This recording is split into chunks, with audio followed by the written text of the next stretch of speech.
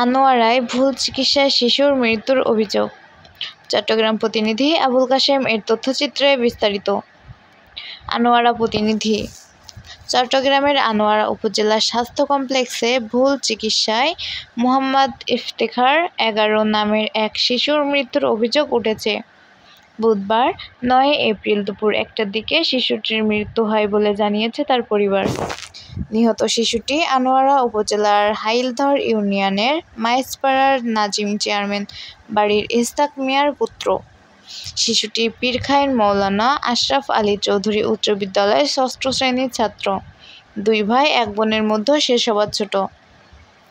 জানা যায়, ছোটবেলায় থেকে সে শ্বাসকষ্টে ভুগছিল। গত সপ্তাহে একই সমস্যা নিয়ে আনোয়ারা স্বাস্থ্য কমপ্লেক্স থেকে চিকিৎসা নিয়ে সুস্থভাবে বাড়ি ফের একই সমস্যায় আজ আনোয়ারা স্বাস্থ্য কমপ্লেক্সে আসলে তাকে একটি ইনজেকশন প্রয়োগ করলে দুপুরে তার মৃত্যু হয়। নিহত ইফতেখারের পরিবারের দাবি, হাসপাতালের বহির্বিভাগে টিকিট নিয়ে শিশু বিশেষজ্ঞের কাছে গেলে তিনি ভর্তি হতে বলেন। তারপর তার পরামর্শ অনুযায়ী যাবতীয় ওষুধপত্র নিয়ে ভর্তি করানো হয়। দুপুরে ভুল ইনজেকশন প্রয়োগ শেষ হওয়ার আগেই শিশুটির মৃত্যু হয়েছে।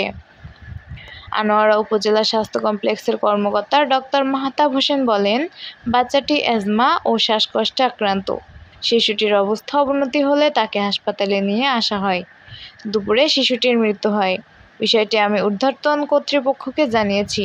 তারা তদন্ত করে বিষয়টি খতিয়ে দেখবে।